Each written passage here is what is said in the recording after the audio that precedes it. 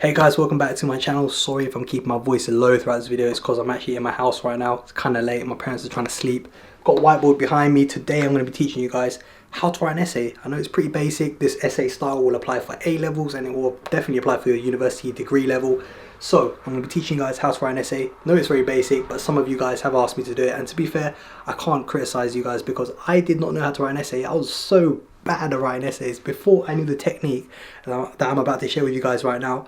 I was getting shit grades, like terrible grades. I'd hand in essays to my teachers and they'd be like, no lie, they literally said this, were you on drugs when you wrote this paper? I swear on my life, my sociology teacher asked me, was I on drugs when I wrote this paper?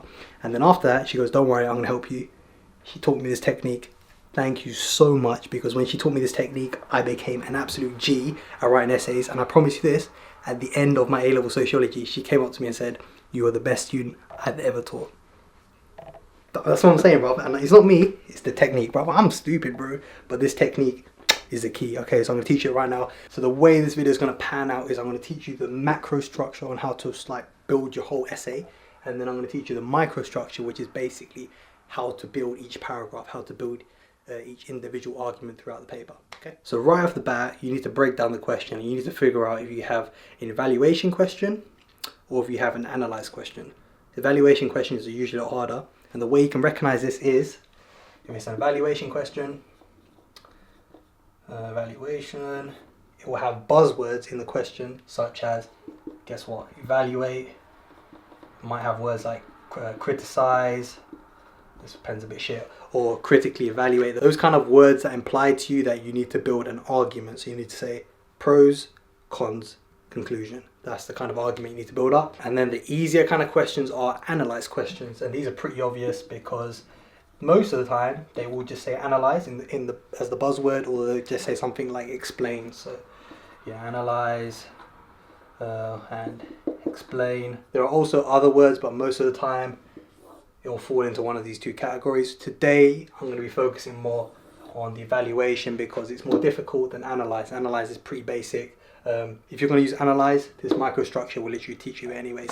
So let's focus on evaluation for the beginning. So once you've got your evaluation question, you need to kind of figure out how you're going to structure the essay. There's two main ways of structuring, the overall structure of the essay. I'm going to show you them both now. The first method, and this is my least favorite method, and I'll show you why, is you start off with an introduction. So intro, then you're going to say your first point. So the first point you're trying to get across.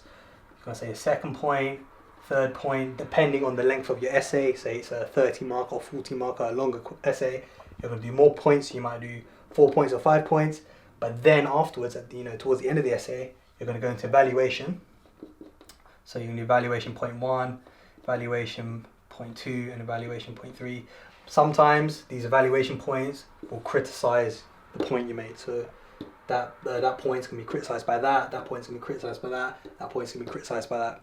But you can see how your essay is very broken down into sections, very regimented. Some examiners like this because they know, okay, here's his analysis, here's his evaluation. Some examiners don't like it because they got to kind of refer back to the point you said earlier, see the evaluation, go back to that, go back to that. So that's one of the reasons why I don't like this structure, because some examiners don't like it. But the main reason why I don't like this is, say you're running short of time. If you've got through this part of your essay, you've been taking your time with it, done this part really good. Get to this point, you see the clock, right? You're running low on time. You're going to rush your evaluation. You're going to lose points for that. So that's why I personally like to do the second structure. Oh yeah, conclusion at the end. Always conclusion at the end. Tiny little conclusion. This is why I prefer this structure, which is point 1, straight into evaluation, point 2, right? So point 2, evaluation point 2, point 3, and then evaluation point 3, conclusion, and then obviously intro at the start. Fun fact, if it's A levels, I never bothered with intros because I just thought it was a waste of time. Might as well just get the things that are going to give me marks. However, for some A levels like economics, they do want introductions, but that's mainly for definitions. So it really depends on what A levels you're doing. Degree level, most of the time, your teacher can tell you if you need to have an introduction or not. If it's a short essay, so an essay that's like 1,500 words, I never bother with an intro. If it's a longer essay like 3,000 words, then I'll tend to do an intro, just setting the scene, painting the picture. If I'm talking about a company, I'll kind of give some history on the company in my intro. But yeah, that is basically the structure we are going to be focusing on today. Now we know what the overall structure of an essay is going to look like. It's going to consist of analysis, evaluation, analysis, evaluation, analysis, evaluation, conclusion, introduction, or either side of it. How are you going to structure each paragraph, which is each one of these sections here? How are you going to structure that? That's the most important part. This is the part that I didn't know. This is the part that I was just winging. I was just saying whatever came to my mind. It was not very structured. I thought doing this was enough. It's not enough. You need to break this down into a microstructure. And the microstructure that I highly recommend, because it pretty much covers everything, is peel. You might have heard peel before. My peel is slightly different to the other peels. There are other ones out there like, I think there's one that's like deed or something like this. I think this is the one I used in economics. There are like forums. If you just search deed economics online, there is like forums and pages that teach you how to do this. But today, what we're going to focus on is peel, which looks like this. If you don't know what peel is, don't worry, I'll explain it now. Peel, boom. People who have seen peel before, you probably use 2 E's, I use 3 E's, and I'll explain now why. But this structure here, peel, is what makes up each individual paragraph, okay? Each point of the peel goes like this. Got point, so the point you're making in that paragraph. Explain that point, go into further detail, use theory. Here we've got an example. So this is basically your application. Evaluation down here. You're probably thinking, yo, wait, what? I thought you're supposed to be evaluating in the next paragraph. Don't worry, I'll explain that in a sec. And then down here, we've got link. Got to link it back to the question that you're answering. My teacher during A-level said to me, link it back to the fucking question. Because my teacher, she was an examiner and she hated it when kids would write essays. Each individual paragraph was just going off on some random tangent. They were talking about some next things. They were trying to be smart. They were throwing in wider knowledge. But they were never linking it back to the original question, man. That's what you're answering. You're not just trying to show off what you know. You need to always link each point back to that. How does that point, the beginning part, how does that point answer that? And that is what that part there does. So it's like kind of like a mini summary within each peel, but I'll just explain that as I go through. I'm going to use the example of sociology A-level because I know there are some of you who have messaged me about sociology A-level, so I hope this will be really helpful for you. So say the question that I'm answering here is, does the nuclear family oppress women?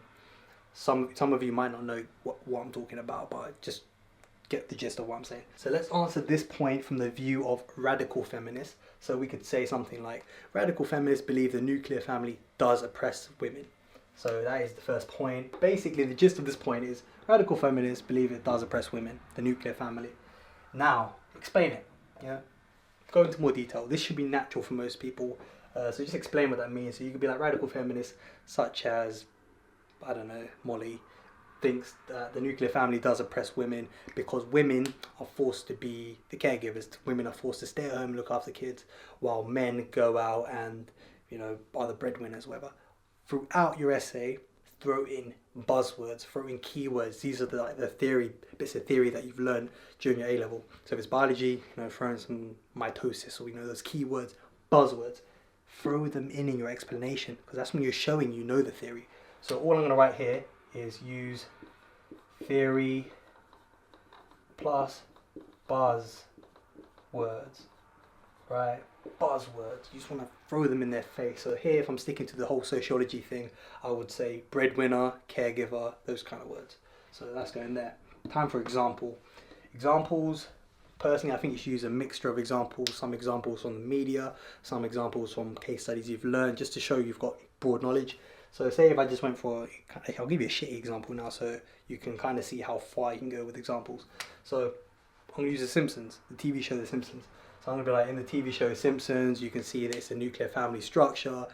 Marge is forced to stay at home and look after Bart and Lisa while Homer goes to the power plant, eats donuts, relaxes, that kind of thing, while Marge is at home scrubbing, cleaning the house kind of thing. So you can say it's oppressed Marge to stay at home. And then on top of that, you can link in theories of like what people think about how women get depression from staying at home and all this kind of stuff, having to deal with domestic violence, and Homer's going out drinking stuff. Just link it to other topics that you've learned within the broader topic. So for example, in sociology, if it's about the family, you might want to link in mass media or education, the other topics you've learned about.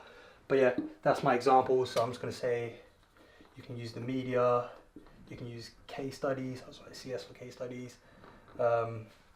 Any examples you can think about, make sure they're relevant, up to date, you know, stuff in the news, that kind of stuff. Boom, evaluation, juicy part. So as you can see here, this evaluation usually comes back to your main point. So I've said radical feminist.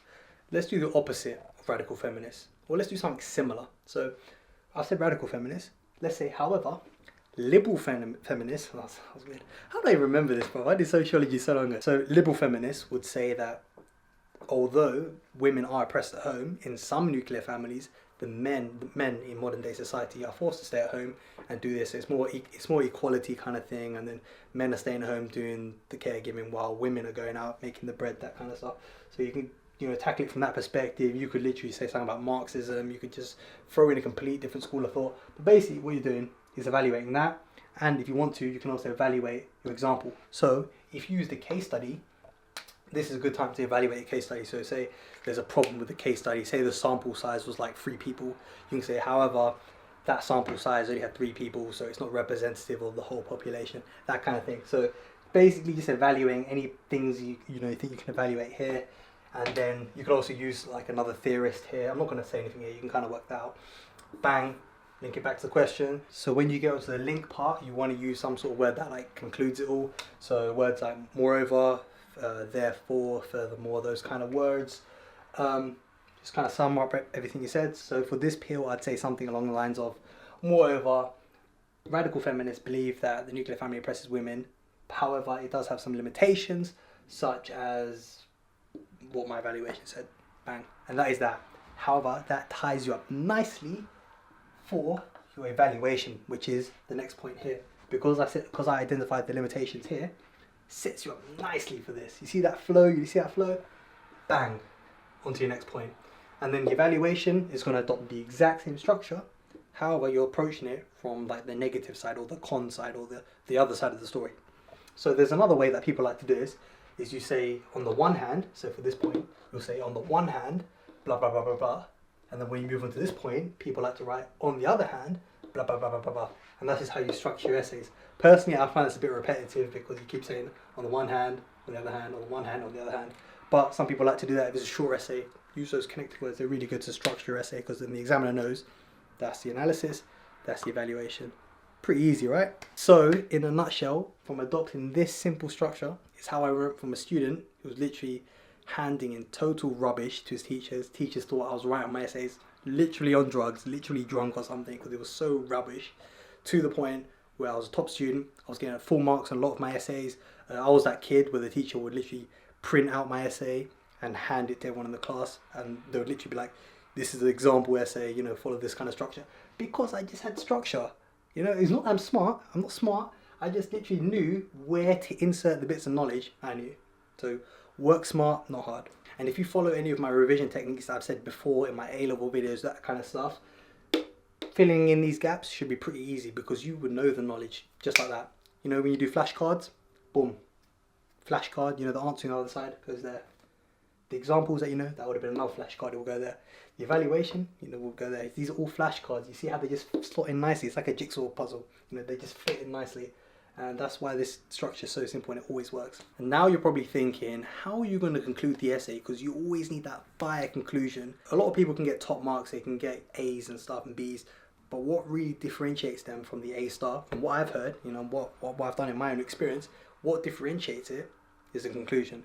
You need to have that fire conclusion that's going to sum it up when the examiner's just reading it and it puts them in some kind of way like, shit, I just read a masterpiece. They're going to give you an A star. So what makes a fire conclusion? To be honest, I haven't got time in this video to share it with you because this video will be so long. But if you are interested in how to write a really good conclusion that just sums it up, gets you the top marks, give this video a like down below and comment down below that you want me to make that, and I will pump that video out this week as soon as possible. Okay, so make sure you give this video a like, comment down below, and then share it with your friends. I actually want to do a giveaway soon as well, so I'll announce that in a video coming out soon. So make sure you subscribe to my channel if you're new, so you can get involved in that giveaway. But that's it. Hope you guys enjoyed the video. Smash your essays. It's your boy Nath. Peace.